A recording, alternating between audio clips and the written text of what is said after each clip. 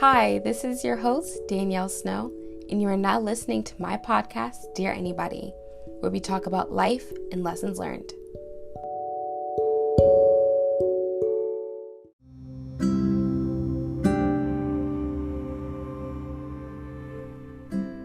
The topic we'll be discussing today is the things I wish I knew about self-love. Falling in love with yourself is very personal, and it's a process that looks different for everyone.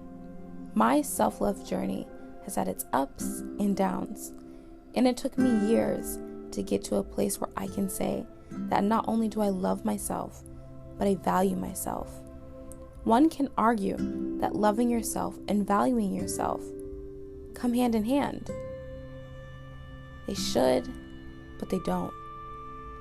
I believe that's because we live in a world that has a warped and broken view of what love is.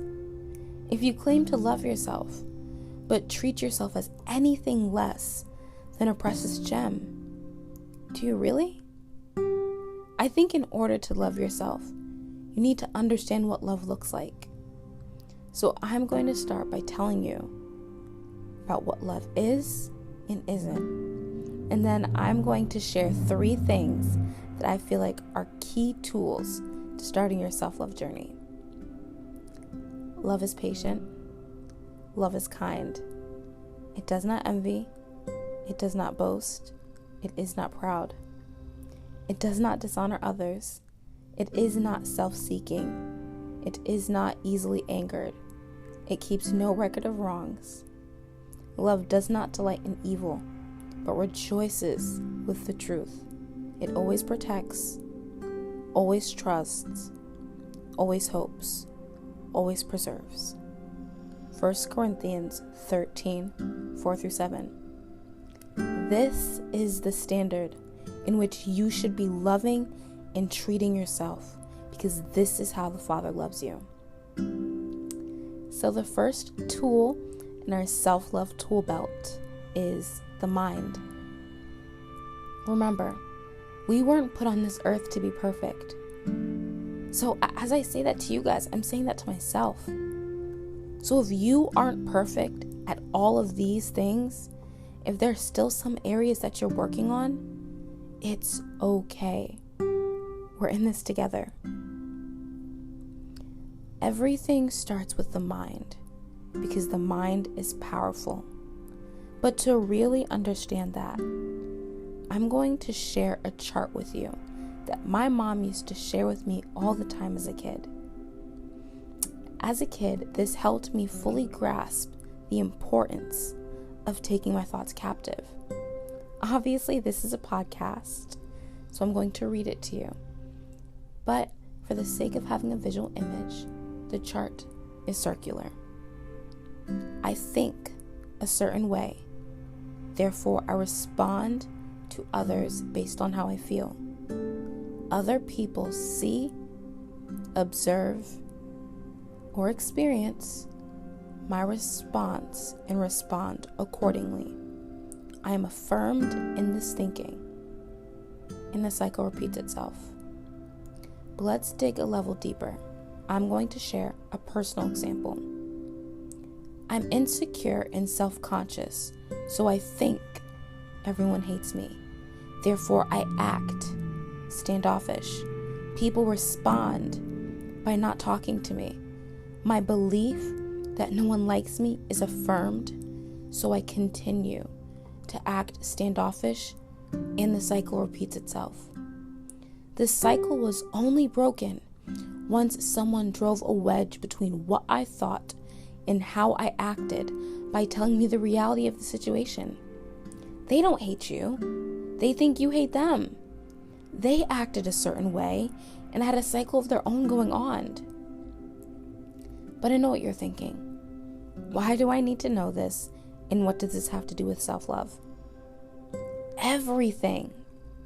Because the mind controls everything. If you want to change your life, you have to change your mind. This is something I had to learn. You will never be able to truly love yourself and find inner peace if you continue to berate yourself, Stop being so mean and treat yourself with kindness. I know it's easier said than done, but I promise you will feel 10 times better if you start speaking life into yourself. Philippians 4:8 says, "And now, dear brothers and sisters, one final thing. Fix your thoughts on what is true and honorable and right and pure and lovely and admirable. Think about things that are excellent and worthy of praise." Words like ugly, dumb, stupid, incapable, unloved, gross, fill in the blank. Those words should not be in your vocabulary. I want to challenge you guys. Get a notebook. On one page, write down every nasty and negative word you've ever said about yourself. Then on another page, for every nasty word, I want you to write a positive one, a word that brings life.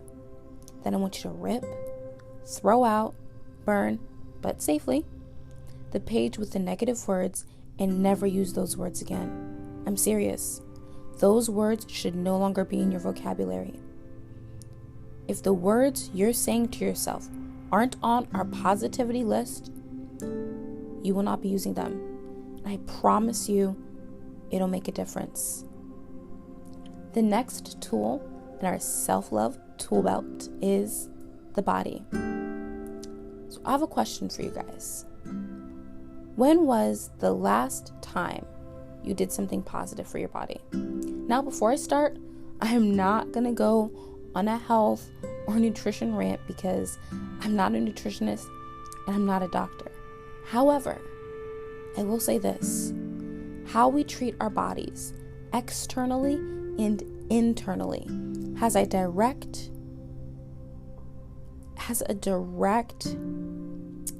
key and pinpoint to how we feel about ourselves. Why do you think you feel better when you get a good night's rest instead of being on the constant grind because #team no sleep? Or when you try a new activity and you realize that you really enjoy it and you have a lot of fun, regardless as to whether you're great at it or not.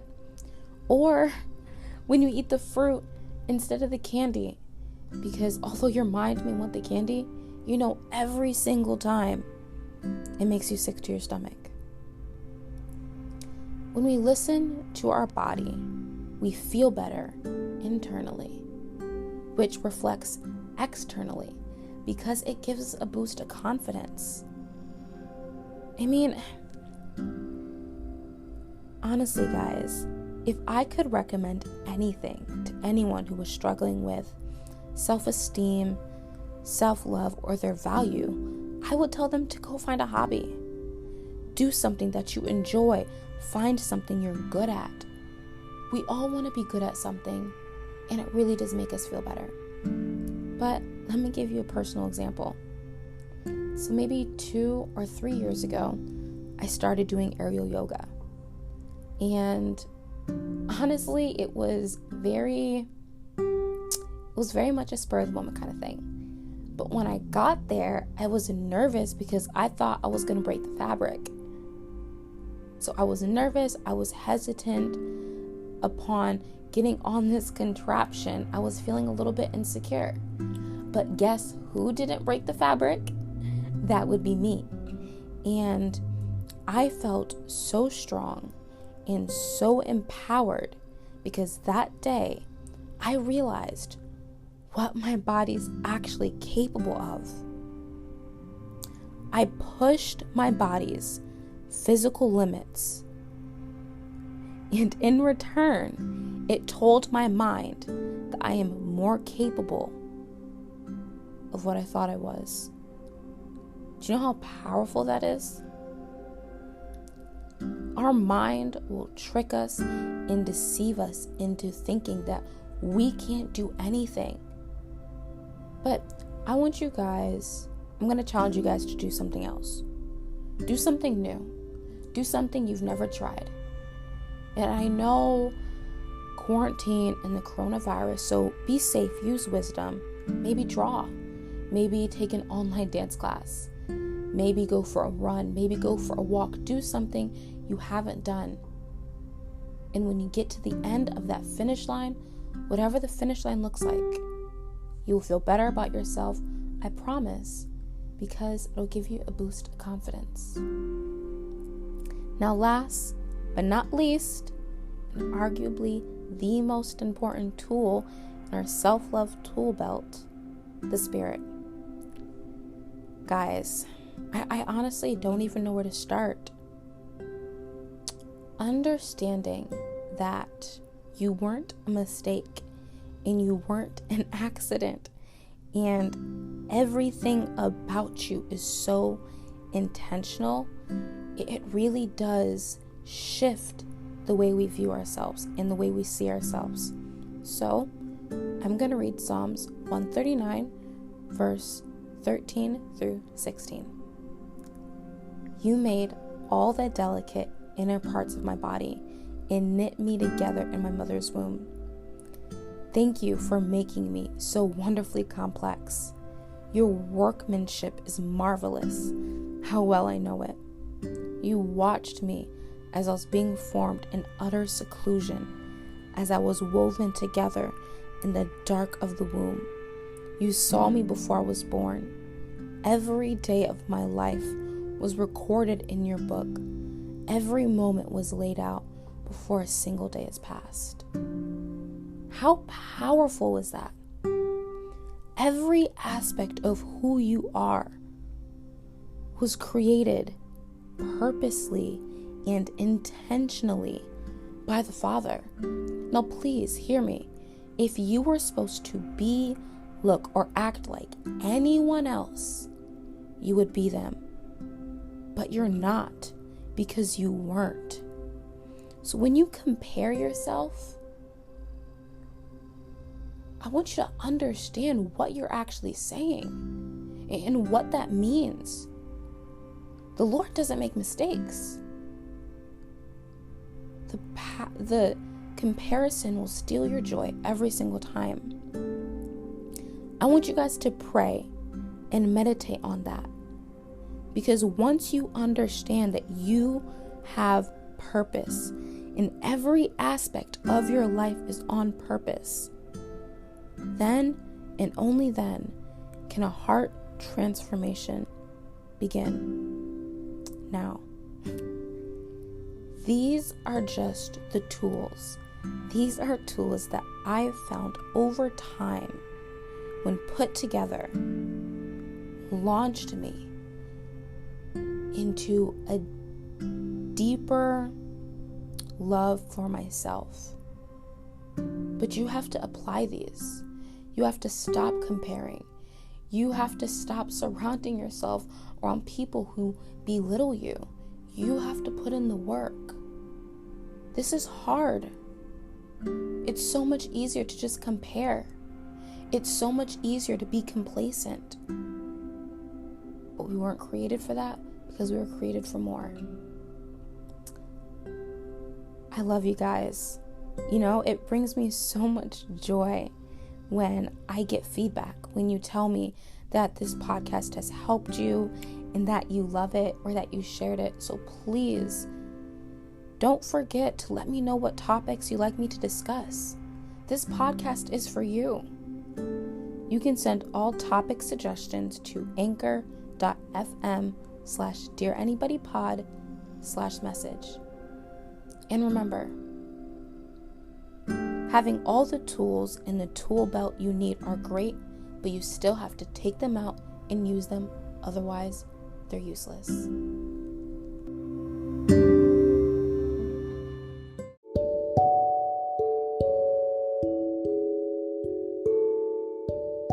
Thank you so much for listening, but the conversation doesn't have to end here. Talk to me. I'm on Twitter and on Instagram. You can find me at Dear Anybody Pod. If you would like to support this podcast, you can go to anchor.fm/dearanybodypod/support. Don't forget to subscribe and share with a friend. And remember, You can expect new episodes the last Sunday of each month. I love you guys. Bye.